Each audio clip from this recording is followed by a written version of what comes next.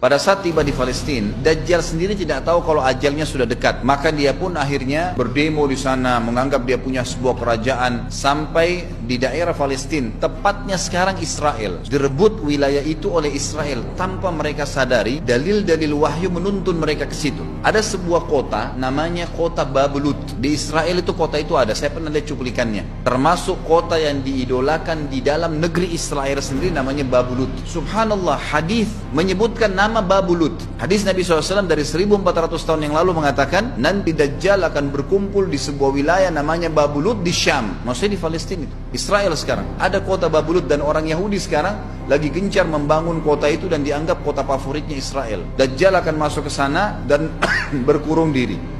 Keluar dari kota Madinah satu orang yang namanya seperti namanya Nabi Muhammad SAW, Muhammad bin Abdullah, dan dia dari turunan Nabi SAW juga. Kata Nabi SAW, akan keluar nanti seseorang dari kota Madinah, dari keturunanku yang namanya seperti namaku, Muhammad bin Abdullah. Juga sama posternya, parasnya seperti aku, sama dengan Nabi SAW, persis alisnya, rambutnya, kulitnya dari turunan Nabi SAW, tapi dari asli kota Madinah. Sebagian ulama hadis mengatakan dari turunan Hasan radhiyallahu anhu ajmain, tapi akhlaknya bukan seperti akhlakku. Tentu tidak mungkin ada orang yang sama dengan akhlak Nabi SAW.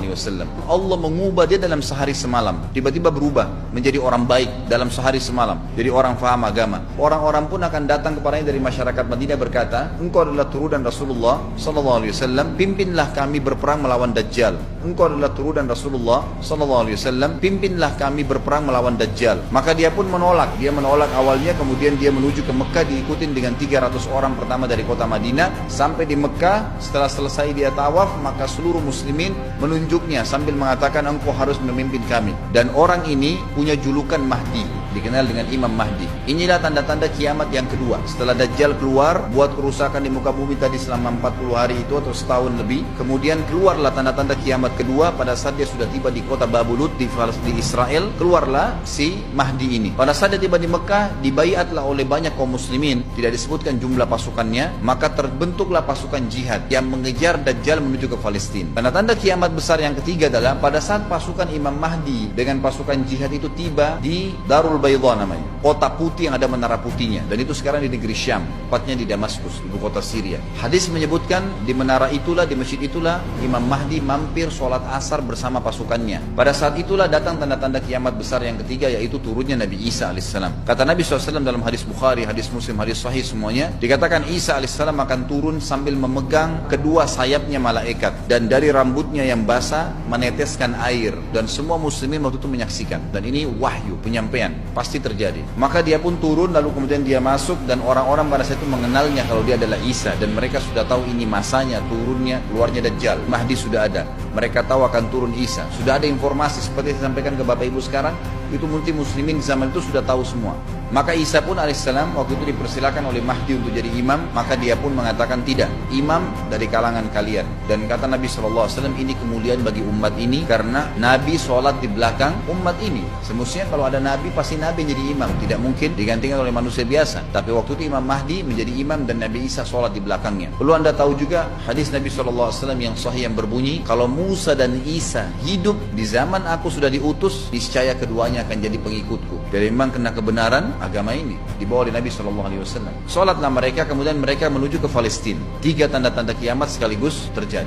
Nabi Isa alaihissalam akhirnya tiba dengan pasukan mujahidin di depan pintu gerbang Babulut. Kemudian orang-orang Yahudi tidak kenal, tidak tahu Nabi Isa, tidak tahu tentang itu Mahdi. Mereka belum tahu ini. Mereka berbangga-bangga saja. Lalu mereka berkata kepada Dajjal, ada pasukan, segelintir pasukan yang mau menyerang kita. Dajjal mengatakan, bukakan pintu gerbang. Mereka tidak akan mampu melawan kita karena pasukannya mereka banyak memang. Maka Dajjal dengan sombongnya menunggu di depan pintu gerbang. Pada saat dibuka, Dajjal kaget melihat ada Isa alaihissalam. Dan pada saat itu kata Nabi SAW, Dajjal faham kalau sudah tiba ajalnya. Begitu melihat Isa alaihissalam, dia lari dan badannya sambil meleleh di depan para pengikutnya. Lalu Isa alaihissalam mengejarnya, mengatakan, wahai musuh Allah, saatnya kau akan menemui ajalmu.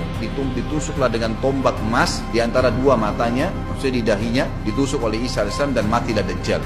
Pada saat Dajjal mati, pengikutnya pada ketakutan semua. Mereka anggap Dajjal Tuhan, mereka anggap Dajjal orang yang perkasa lah, orang yang kebal lah, beragam macam kelebihan. Mereka kaget pada saat mati. Maka seluruh pengikut Dajjal dari kaum Yahudi akan bersebaran sembunyi di bawah batu dan pohon, di atas batu dan di bawah pohon. Semuanya batu dan pohon itu akan berbicara kepada setiap pasukan mujahidin, berkata, wahai muslim, ini Yahudi di atas saya atau di bawah saya. Batu bilang ini Yahudi yang sembunyi, yang pohon mengatakan, wahai muslim, ini Yahudi, bunuhlah dia. Maka dibunuhlah orang-orang Yahudi tersebut yang menjadi pengikut Dajjal oleh kaum muslimin, kecuali satu pohon, namanya pohon Garqad. Dan apakah Bapak Ibu sudah tahu, sekarang pemerintah Israel besar-besaran menanam pohon itu.